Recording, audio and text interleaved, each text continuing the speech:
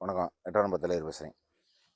நம்ம ஒரு வருஷத்துக்கு முன்னாடி தமிழ்நாட்டில் 46 தொகுதிகள் தனி தொகுதிகள் இருக்குது. அதை மாற்றவே மாட்டேங்கிறாங்க சட்டசபை தொகுதியை அப்படின்னு நம்ம சொல்லியிருந்தோம். அதுக்கு என்ன விதிமுறை சொல்கிறாங்கன்னா, மூணில் ஒரு பங்கு தனி தொகுதி தலித் மக்கள் இருந்தால் அதை அப்படியே எஸ்சி தொகுதியாக மாற்றிடலாம் அப்படின்னு சட்டம் சொல்கிறாங்க.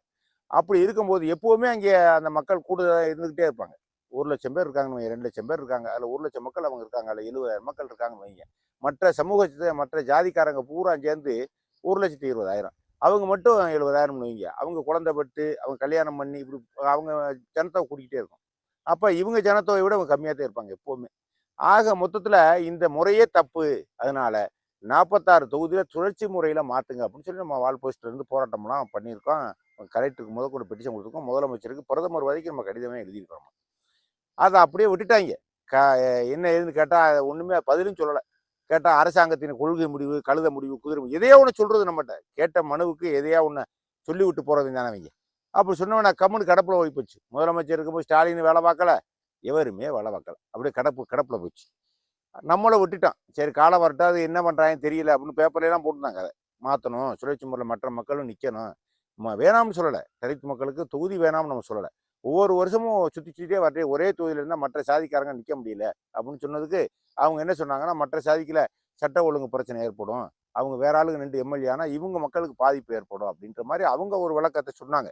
பல பேர் விளக்கத்தை சொல்லும்போது வேறு சமுதாயத்து மக்கள் இருந்தால் அவங்கள இது டார்ச்சர் பண்ணுவாங்க, டார்ச்சர் பண்ணால் அவங்களுக்கு அச்சுறுத்தலாக இருக்கும். அந்த அச்சுறுத்தலிருந்து காக்கிறதுக்கு தான் இவங்களுக்கு இதே தொகுதியை நாங்கள் வச்சுருக்கோம் அப்படின்னு அவங்க சொன்னாங்க. அதுக்கு நம்ம என்ன சொன்னோம்னா, அச்சுறுத்தல் இல்லாத சாதிக்காரன் கொடு, அச்சுறுத்தல் இல்லாத சாதிக்காரன் கூடிய ஒரு சாதிக்கு அச்சுறுத்தல் இருக்கேன், 100 சாதி அச்சுறுத்தல் இல்லாத சாதி. பிள்ளைமாறு, செட்டியார், ஆசாரி, பண்ணாரு இவங்கெல்லாம் எந்த அச்சுறுத்தல் பண்ண போகிறாங்க? பண்ணவே மாட்டாங்க. வீடு கொடு அப்படின்னு நம்ம கேள்வி கேட்டோம்னா அது அப்படியே கிடப்பில் கிடந்துச்சு. நேற்று இரவில் ஒரு ஃபோன் ஒன்று வந்துச்சு. அதாவது மெட்ராஸ்லேருந்து நாங்கள் பேசுகிறோம், தலைமைச் செயலகத்திலேருந்து நாங்கள் பேசுகிறோம். 91 44 24 50 80 06 ஒரு ஃபோன் வந்துச்சு. வந்த உடனே என்னன்னு கேட்டான். நாங்கள் தலைமைச் செயலகத்திலேருந்து பேசுகிறோம், நீங்கள் மனு கொடுத்தீங்களா, வால் போஸ்ட்டை அடிச்சிங்களா, தனித்தொகுதியை மாற்றணும் புகார் கொடுத்துருந்தீங்களா, மானாமதுரை தனித்தொகுதி மற்ற தொகுதியெல்லாம் மாற்றணும் மனு கொடுத்துருந்தீங்களா அப்படின்னு சொன்னாங்க.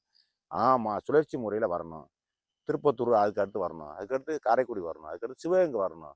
மானாமதுரையே நான் வச்சுக்கிட்டு இருக்க கூட இணைய மாதிரி நிற்க முடியல, அல்ல இணைய மாதிரி வேற ஆள் நிற்க முடியல. ஒரு உதாரணத்துக்கு நான் சொல்கிறேன், யாருமே நிற்க முடியல அப்படின்னு நாங்கள் சொன்னேன். சொன்ன உடனே அப்படியா சரி, இது வரைக்கும் நடவடிக்கை எடுத்தாங்களா? எந்த நடவடிக்கையும் எடுக்கலை. சொல்லிக்கிட்டே இருக்கான், மனு கொடுத்துக்கிட்டே இருக்கான். இந்த காதில் வாங்கி இந்த காதில் விட்டுட்டு போயிடுறேன் அப்படின்னு சொன்னோம். அப்படியா, இது சம்பந்தமான நடவடிக்கை உறுதியாக வரும் அப்படின்னு சொல்லிட்டு அந்த அம்மா சொன்னாங்க. இப்போ தலைமைச் செயலகத்திலேருந்து பேசினோமா, இது சம்பந்தமான உறுதியாக நடவடிக்கை வரும். இது உண்மையிலே எனக்கு ஒரு ஆச்சரியமான விஷயம்தான். ஏன்னா அப்பைக்கப்போ வரக்கூடிய மனுக்களுக்கு தான் முதலமைச்சர் ஆஃபீஸில் இருந்து பொய்யவோ உண்மையவோ சொல்லுவாங்க.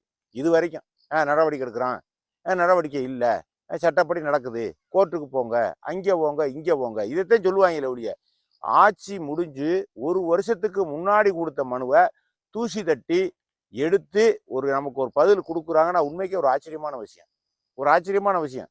விஜய் ஆட்சி பல விஷயங்களை பல விதத்தில் முன்னோக்கி கொண்டு போகணும், அவங்களாம் கைவிட்ட விஷயத்தை நம்ம கை எடுத்து செய்யணும் அப்படின்னு நினைக்கிறாங்க. இதுலேருந்து பெரிய விஷயம் இருந்தது. ஊழல் நடக்கலாம், தப்பு நடக்கலாம். போன வீடியோவில் ஊழல் நடந்திருக்குன்னு சொல்லியிருக்கேன் அவர் ஆட்சியிலேயே.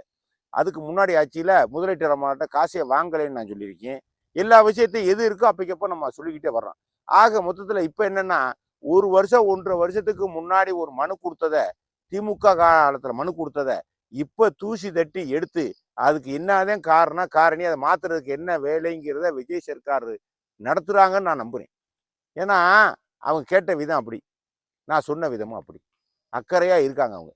ஆக மொத்தத்தில் 46 தொகுதியாக காலங்காலமாக பரமக்குடியிலேருந்து மானாமதுரை வரைக்கும் காலங்காலமாக இருக்கக்கூடிய ஒரு 45-50 தொகுதிக்கு விஜய் ஆட்சியில் தீர்வு வரப்போகுது. பாருங்க, நீங்கள் தீர்வு வரப்போகுது. அதுக்குன்னா நடவடிக்கை எடுத்துக்கிட்டு இருக்காங்க அவங்க. நல்லா தெளிவாக பேசிட்டாங்க என்கிட்ட. அதுக்குன்னா நடவடிக்கை ஆயிரும், உங்களுக்கு அதுக்குள்ள நடவடிக்கை நாங்கள் எடுக்கிறோம், இது சம்பந்தப்பட்ட விஷயம் முதலமைச்சர் கவனத்துக்கே கொண்டு போவோம், எல்லா விஷயத்தையும் பேசிட்டாங்க நம்ம. ஆக மொத்தத்தில் 46 தொகுதியில் இருக்கக்கூடிய 46 தொகுதியும் பொது தொகுதியாக மாறுது. இந்த 46 தொகுதிக்கு பதிலாக வேற ஒரு 46 தொகுதி பொது தொகுதியாக போகுது. இதே நமக்கு உண்டான தலித் மக்களுக்கு நான் சொல்கிறேன், உங்கள் தொகுதி எங்கேயும் பறி போயிடாது. வேற ஒரு பக்கத்தில் போட்டிடுவீங்க, வேற ஒரு தொகுதியில் இதே தலித் மக்கள் நிற்பாங்க, அவ்வளோதான். ஏன்னா ஒரே தொகுதியிலே வச்சுக்கிட்டு நாங்கள் நிற்கிறோம்ல, எங்களுக்கு ஆசை இருக்காதா என்ன? ஒரு தொகுதியை வச்சுக்கிட்டு நான் 50 வருஷமாவா? 55 வருஷமா இருக்கு இந்த தொகுதியெல்லாம். மானாமதுரை சட்டமன்ற தொகுதி 55 வருஷம். பரமக்குடி சட்டமன்ற தொகுதி 65 வருஷமா. 3 தலைமுறை 4 தலைமுறை எல்லாரும் செத்து போனேன். நான் நிற்கணும், எம்எல்ஏ நிற்கணும், நான் நிற்கணும்னு சொல்லி பல பேர் செத்து போனேன். ஆக மொத்தத்தில் இதையும் பார்க்காம விட்டோம்னா எல்லாரும் சாக வேண்டியது. இப்போ என்ன மாதிரி 50 வயசுக்குள்ளாலும் என்ன செத்து போவேன், பார்க்கவே முடியாது, எதையும் பார்க்க முடியாது. ஒரு ஆசை இருக்கலாம், நம்ம நிற்கலாம், எப்படியா ஒரு சூழ்நிலை வந்துடாதான்னு ஒரு ஆசை இருக்கலாம். ஆனால் அந்த ஆசையை இங்கே இடி விழுந்து போச்சு, இடியை விழுத்து கற்க வச்சு விட்டாங்க இவங்க. ஆக மொத்தத்தில் விஜய் ஆட்சியில் இதுக்கெல்லாம் ஒரு தீர்வு எடுக்க போகிறாங்கிற மாதிரி வரும்போது நான் ரொம்ப சந்தோஷப்படுறேன், நான் ரொம்ப பெருமைப்படுறேன்.